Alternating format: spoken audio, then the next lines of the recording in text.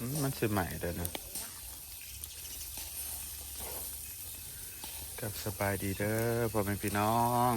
สบายดีสวัสดีสี่สุขุทุกคนยินดีต้อนรับเข้าสู่สองบาสุคนนี้พี่น้องหอดเวลาแล้วพี่น้องเอ้ยที่ได้ไปแจกใส่กรอกมื้อนี้เฮาสิ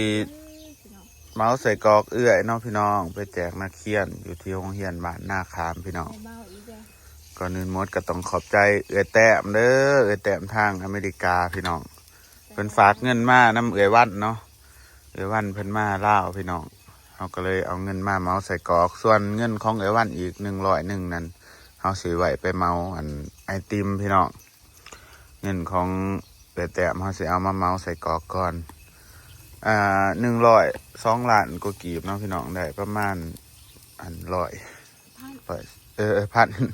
1,300 ลูกพี่น้องโรงเรียนบ้านนะครับมีเด็กหน่อยนักเรียนนั้น79 คนพี่น้องเลย79นึงเนาะไปบวกไปหารเบิ่งมันก็ได้ถือคนละ16 ลูกพี่น้องเขาก็เลยว่าสิให้คนละประมาณเอา12เอาซะรายการที่เหลือก็ให้ในครูพี่น้องเลยสิมาเอาไปแจกขอบใจเอื้อยแต้มหลายๆเด้อขอให้เอื้อยอยู่ดีมีแห้งร่ำรวยเด้อเด้อทางนะในทางแจกนักเรียนแน่ในทางเมาเอื้อยบ่สุกแน่เนาะเดี๋ยวเฮาก็สิย่างอยู่เฮือนก่อนเด้อพี่น้องเพราะว่าคันไปย่างอยู่เฮือนมันสิบ่ทันพี่น้องเฮาย่างแล้วเฮาเอาไปบาดเดียวมันจะง่ายแล้วก็ตัดไปหอดเฮาก็จับใส่ถุงแล้วก็อันนี้ไปเลยพักแพ็คเข้ากับอันนี้ง่าย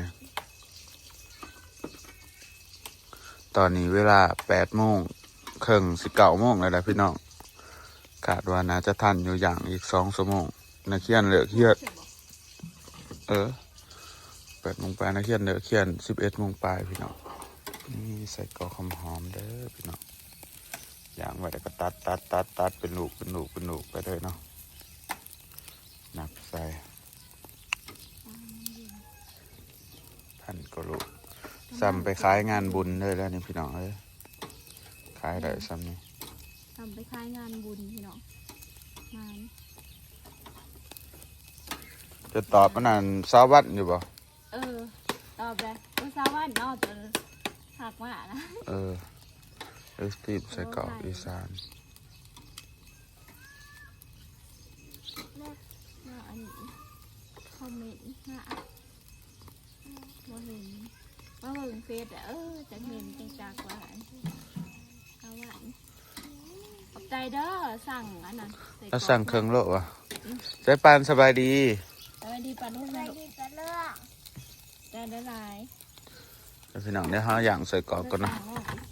ปลาซุกซิกะห้าน้ำก่อนจะเตรียมไปอย่างไว้แล้วก็เจอกันพอดีพี่น้องตอนขามไปแจกตอนนี้อย่างสิแล้วน้องพี่น้องยังน้อยหนึ่งถาดบักใหญ่มันเด้อยังน้อยหนึ่งพันก็ลูกเด้อพี่น้องเลย1,300เราจะแบ่งให้นักเรียนคนละ12 ลูกซะก็บ่น้อยบ่หลายเนาะพี่น้องเพราะว่ามันเป็นโรงเรียนใหญ่ก็แบ่งคนละหน่อยก็หลายเติบอยู่พี่น้องแบ่งเพื่อให้เขาจะได้ชิมได้กินเนาะไม่น่าสิไปแจกกระแลมหรือว่าไอศครีมไอติมอะไรพี่น้องเดี๋ยวเบิ่งก่อนว่าสิไปเมาจังไหนเฮ็ดจังไหนเนาะประมาณอีก2-3 มื้อเฮ็ดบ่โดนดอกพี่น้อง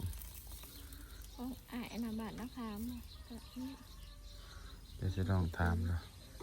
เพราะว่าอยู่ข้างบ้านมีอันนั้นอยู่เนาะพี่น้อง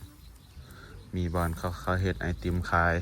หรือว่าบางที่เขาก็สิเมากับพ่อค้าอันที่เขาขายไปเลาะขายเนี่ยพี่น้องเมาเขาจะเบิดว่าเท่าไรแล้วเขาก็เอาอันนั้นเขาจะไปขายเลยแต่ว่าไปซ่อมมึงว่าเห็นลูกขาเนาะเห็นแม่ขาเนาะผ่านทางนะก็มาให้เขาต่อเลยค่ะถ้าคือกันได้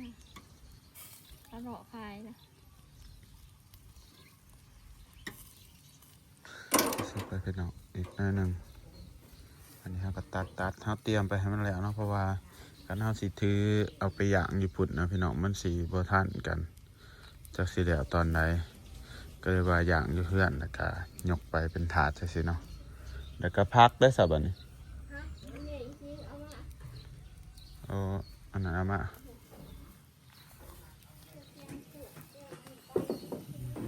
ยังพอดีซุกก็พอดีเลยเนาะเดี๋ยวจะในซุกไปแล้ว ใส่เอารถไปบ่เมื่อเราจะได้บ่ จังได้ก็ได้เอาขามไปโตๆเขาก็ได้อยู่ขามเอาถ้ามันคลองโบราณแล้วเอาถาดเอาแล้วไปว่าเพราะว่าอันเฮาไปเอาไปจัดโต๊ะจัดตั้งโรงเรียนกับตอนนั้นพี่น้อง อยู่ใส่ทงอ่ะเนาะตักใส่ทงอ่ะเนาะ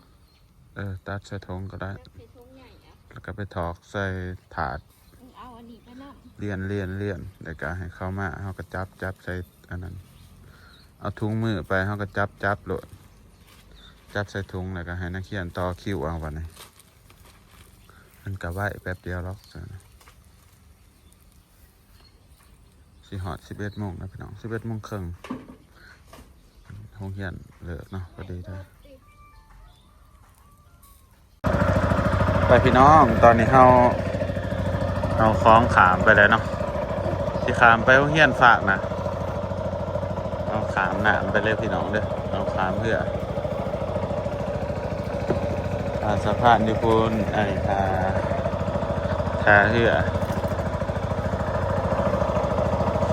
พอดีเล็กหน่อยเลยเขียนพี่น้องส่วน10 โลส่วนพักเอียงที่เอื่อยซื้อมาเนาะก็หอดได้แหละพอดีเลยนี่ยาวไปแจกเลยจ้ะพอดีแล้วขอมกเข้าใจแต้มเลยก็ให้อยู่ดีไม่แห้งลำรวยเด้อเอื่อยเด้อ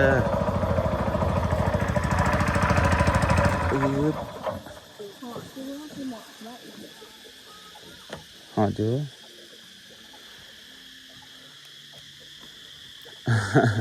เล็กหน่อยเขามาจอบ ก็หูสิวะ โหตัวบอกเขาบอกในคู่แล้วในคู่ก็บอกต่อกันมาแล้วผูกแขนกันพี่น้องไปพี่น้องมาหอท่องเฮียนเลยไปยังมาสายปานจริงว่าท่านน่ะวะพอดีท่องเฮียนเล็กหน่อยกำลังเลิกเนาะโดนแล้วพี่น้องบ่ได้มาท่องเฮียนหลังนี่บ่ได้มาแจกตนล่ะถ้าจะก่อกำแพงเนาะก่อกำแพงไม้อันนี้เป็นท่องเฮียนปฐมสมบูรณ์บ้านนาคามเด้อพี่น้องนักเขียนโบราณเป็นไรดอกเดี๋ยวเอามาหาในคู่กันในคู่บ้านเขาเองเนาะลุงวงก็สาติสบายดีในคู่จะได้โดนเนาะบ่ได้พอกันเนาะสบายดีในคู่โอ้ยอยู่3 คนหัวมือนี่นั่นเหรอครับแจกอีกซะเนาะตั้งอยู่นี่เนาะเอาโต๊ะตั้งอยู่นี่เนาะจะให้อันนักเขียนมามากก็ได้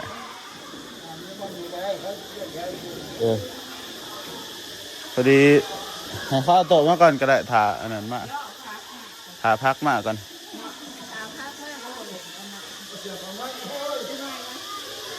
เดี๋ยวถ่าอันหนึ่งกันพี่น้องเตรียมสถานที่ก่อนได้แป๊บหนึ่งเด้อก็หาโอเคตั้งให้เขาตั้งอยู่นี่กันเลยเนาะตัวอันเดียวกับพ่อเนาะ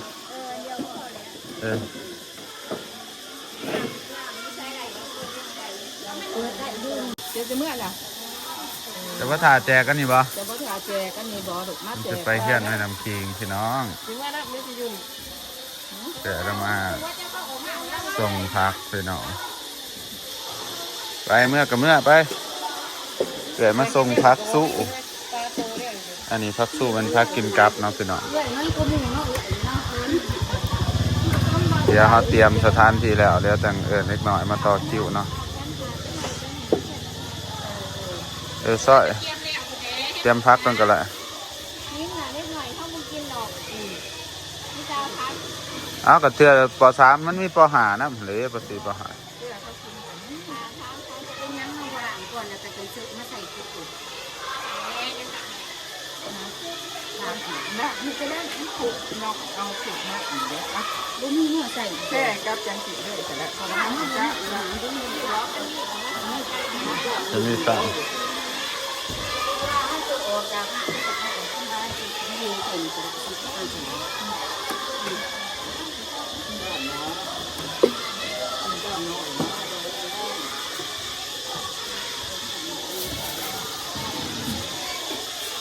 เดี๋ยวเตรียมกันเนาะพี่น้องตอนนี้เราเตรียมซอยพักก็ยังเรียบร้อยแล้วพี่น้องพอดีกับชินับนักเรียนมีทั้งหมด90เท่าไหร่90คนเนาะมาเบิด90คนพี่น้องคือคนหนึ่ง14 ลูกแล้วเขาก็มาลบออกอีก2 ลูกก็พอดีถือคนละ12เพราะว่าอีก2 ลูกแล้วมาแบ่งให้ในครูเนาะพี่น้องในครูมี4 คนแนวนี้มันแจกง่ายอยู่พี่น้อง กันเอามาอย่างน้ำนี่บ่ทันแน่นอนเพราะว่ามันหลายเด้คนถาอันบ่คือเขาไปอย่างขายคนละ12 ลูก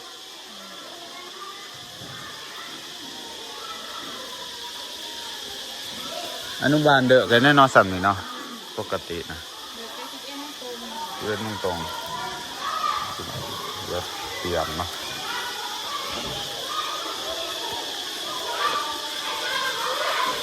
โอ้เละหมอนี่ แล้วห้องเพลงดูหะ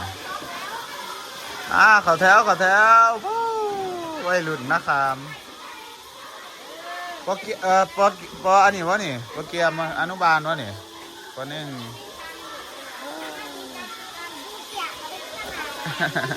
เป็นเตี่ยอยู่ข้างหน้าลูกร้านไทยได้น้ำเดี๋ยวตะปุตะแปะตะเปาะตะโปะ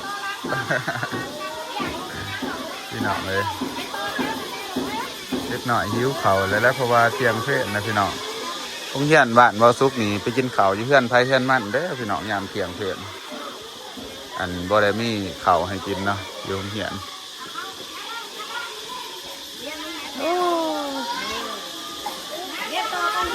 อ้าวคือเคิร์ดเลยเฮ้ยหมอนี่ เป็นคนร้ายค่ะ เขินสับเห็นคนร้ายละเขินแบบนี้มาขอว่าจับให้เขาเลอะเลยไหมผู้หนึ่งให้ผู้หนึ่งอันนี้เลอะบ่เพราะว่าเขาเจ้าต่อคิวเลยเด้ให้เขาอันนี้ก็ได้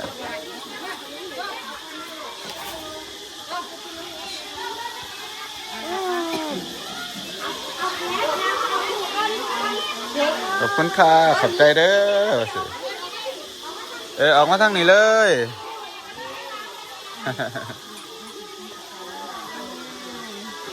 แจกเนี่ยมันง่ายพี่น้องไอ้เขาต่อคิวมาเลยเมื่อแต่ตอนดับยิบเนาะนี่เป็นคนแจกได้ยินแต่เสียงแม่งอันนี้นะเด้อพี่น้องเด้ให้หมอนะหาก้อนนะอ๋ออยากไล่อดีตประจักษ์ให้หมอเขาให้หันเอาละอันนี้ก้อนให้เพิ่นก้อนนี่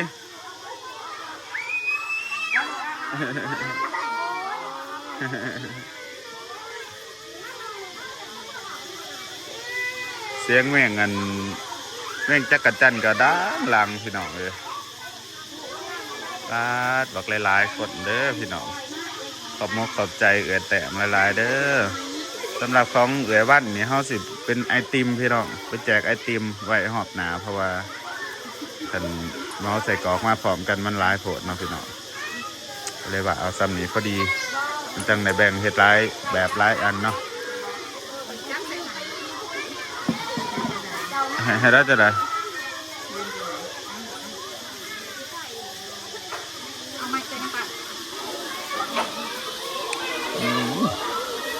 ขนาดว่าจับพักใส่แล้วนี่พี่น้องจับพักใส่แล้วเนี่ยถูกงามเลยเด้อ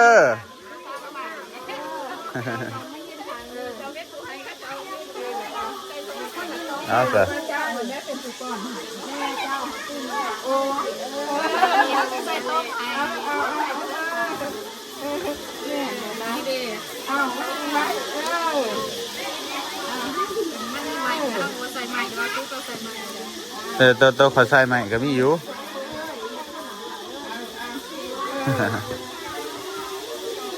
มีแต่พุตตะเปาะตะแปะเนาะลูกแพ้สพุนาตะหักอะไรพุ่นนี่เห็นดิแน่นอนเอ้ยตะเปาะอยู่เนาะ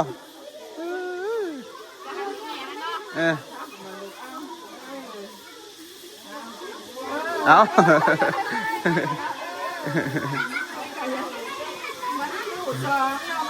ว่าจะกระยืนให้อันนี้ตีถือค้นตีหายจะสิยืนให้ผู้ใดทั้งขวาทั้งซ้ายจะกระยืนดีๆเข้าบจักนะหันเด็กหน่อย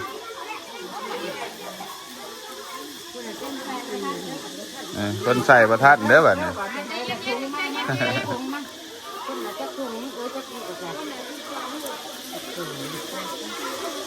คนละ12 ลูกเอาได้ในคู่ซอยน้ำพี่น้องมือหนาเอาไอติมมาอย่างสิยัวมันห่อนเลย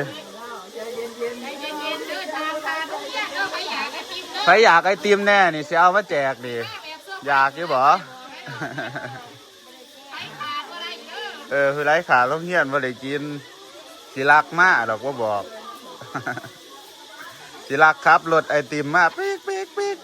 กมาอะไรกันคือไรบ่ได้มาเอาเฮียนกับอันนี้ซีมเมืองละซีมเมืองหันได้คนละทงมาเฮียนมือหนาต้องมาแจกไอติมเพิ่นพี่น้อง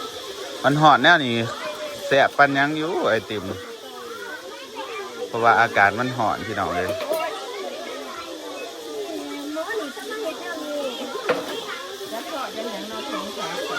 ก็พ่อก็ใส่เพิ่มอีกย่างอยู่พักย่างอยู่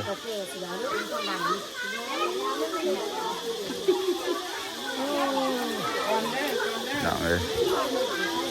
บรรยากาศกำลังเล็กหน่อยกำลังเลยเที่ยงเนาะอันนี้ป .3 ป .4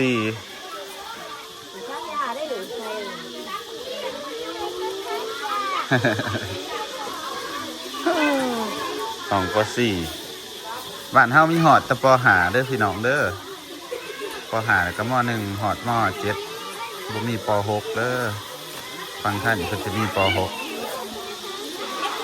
ป .6 แต่ว่ามีหอดม.หาฟังท่านนี่แต่ว่าฟังลาวนี่สิมีหอดป .5 แต่ว่ามีหอดม.7แต่ว่าสั่นเฮียนซ้ำกันพี่น้อง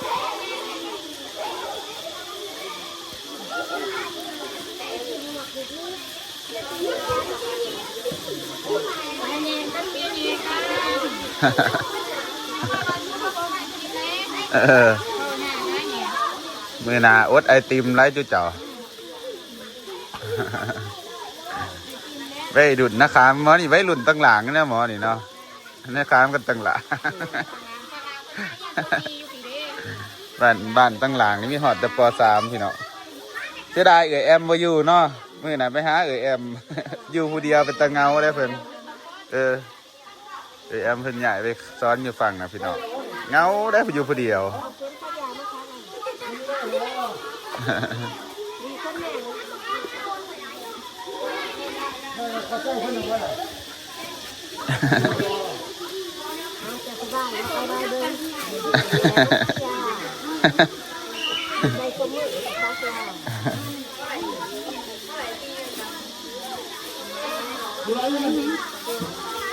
พักเขาบ่พอวะแสดงว่าทงเขาบ่พอให้ใส่อีกก็ได้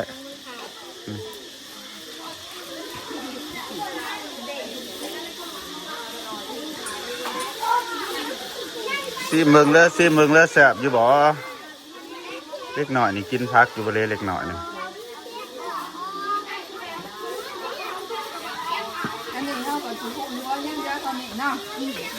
ครูเหลือยังเหลือในคู่น้ำอีกคันเด้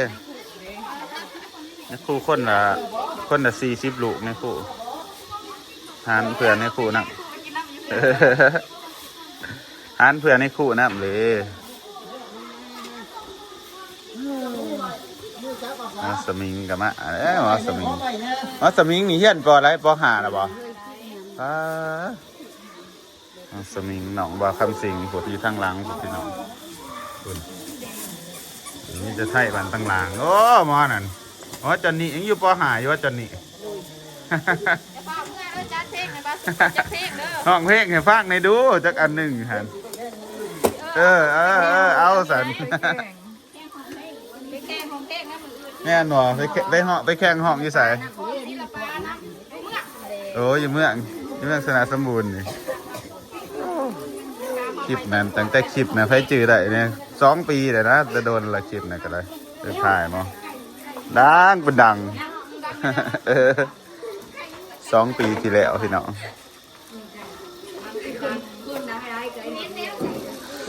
มันจะไปแข่งห้องเพลงได้แล้วโอ้ยคือเรื่องอะไรโอ้เอาเก็บมาขายาแต่ว่าใช้อันนี้ของใจยังอยากซักยาวันนี้แต่ก็ว่าเด็กน้อยเขาสิยานเข้มซักยาเพื่อน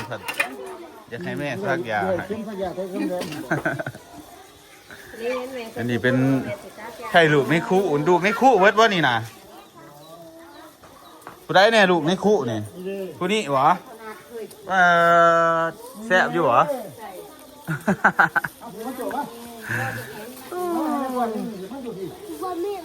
ไอ้เยสานี่ก็ลูกไม่คู่แต่ผู้ชายนั่นแต่ผู้ชายครับ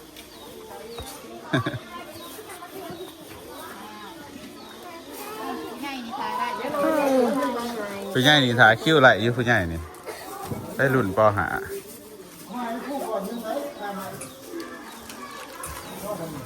เดี๋ยวแล้วพี่น้อง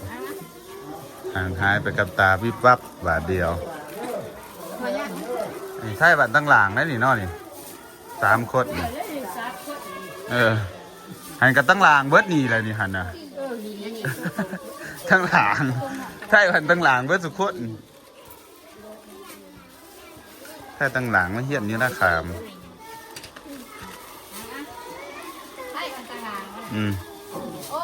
คนไทยแน่นอนเพิ่นสิมาซื้อทุ่งไปแข่งอื่นเด้แน่นอนซื้อปลาเพิ่นได้กิน2 โซ่เลยก็ไปตักหลังก็ได้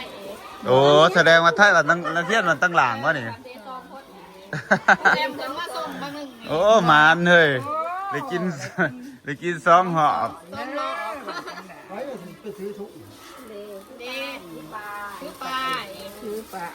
ซื้อปลา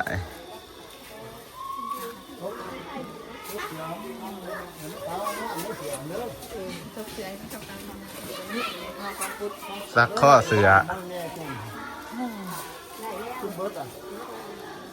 แล้วพี่น้องเรียบร้อยเหลือกับอันนี้ตัวนี้ของในคู่ตัวนี้มันเหลือของเพลงโซ่เนี่ยดูจักอันหนึ่ง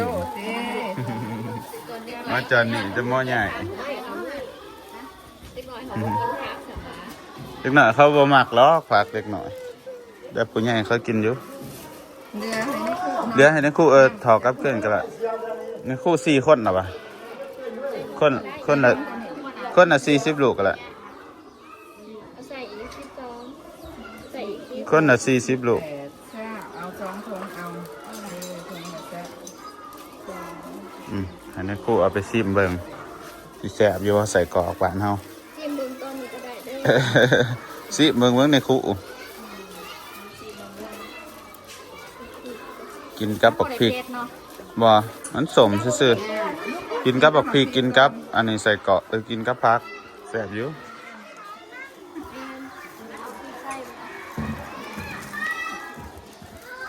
ไส้กรอกอีสานเรียบร้อยพี่น้องแล้ว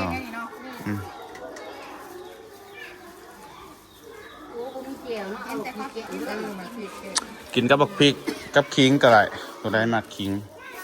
กินกับขิงก็แซ่บอีกแบบนึง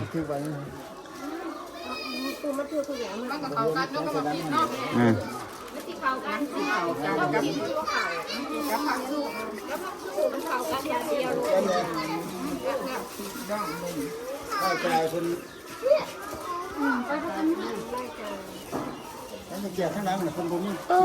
กลับบ้านเนาะวันนี้เนาะวัยรุ่นนี่เนาะ วัยรุ่นอนุบาล แถม4คนพร้อมคือคนบ้านบริจาค มาไม่อีกวันนี้มื้อแรกนี่บ๊ายบายกินบ่กะแล้วหอมน่ะกินบ่เออ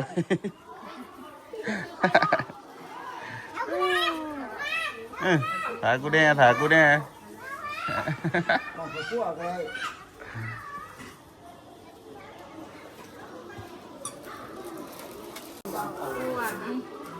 ปกตินะเครียดเลิกแล้วเนาะสำนี้เนาะ ใส่ในคู่จักอัน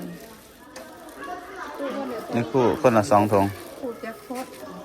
คนละ2ถุง หาโคตร คู่ผ้าอะไรสันคู่ผ้าใหญ่เนาะลืมไป หาอันนี้ยังบ่ได้เดือตัวนี้ ก็ให้เพิ่นกินอยู่นี่ก็ได้กินต้องขอเอามาซิมในสันทงหนึ่ง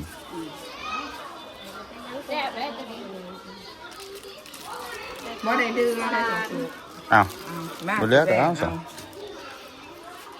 จำนวน ประมาณคนจังสีได้มีคนละคนคนละ2 4 40 1 2 3 4โอเคก็พอดี4 คน 4คน ให้ในคู่เอาไปซิมกัน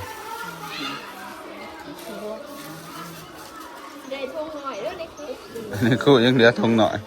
ได้พักสักหนึ่ง บ่มีทงจะมา แซ่บอยู่วะ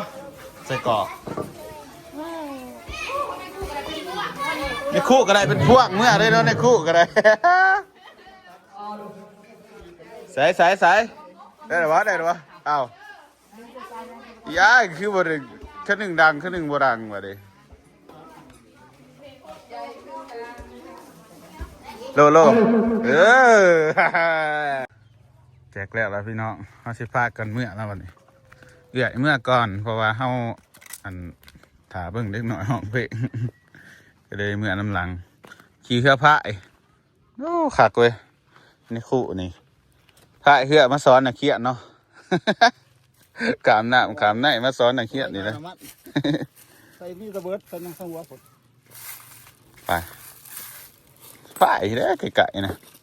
เบิดอยู่บ่ฮู้อ่ะบ่ บ่กลัวแล้ว น้อยหนึง โอ้ย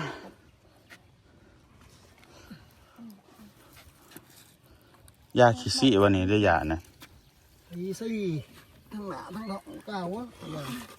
มันหักตากแหลมมันแตกแตกเว้ย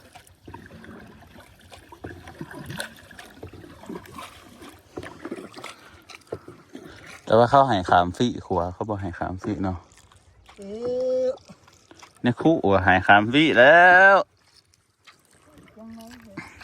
แอมแล้วก็เสียบ่ จะที่ ที่แบบละฟรี เราเบากันได้ก็ได้บาทเขา ปีหนาบ้านเฮาแล้วเนาะเฮ็ดครัวเนาะปีหนานี่แม่น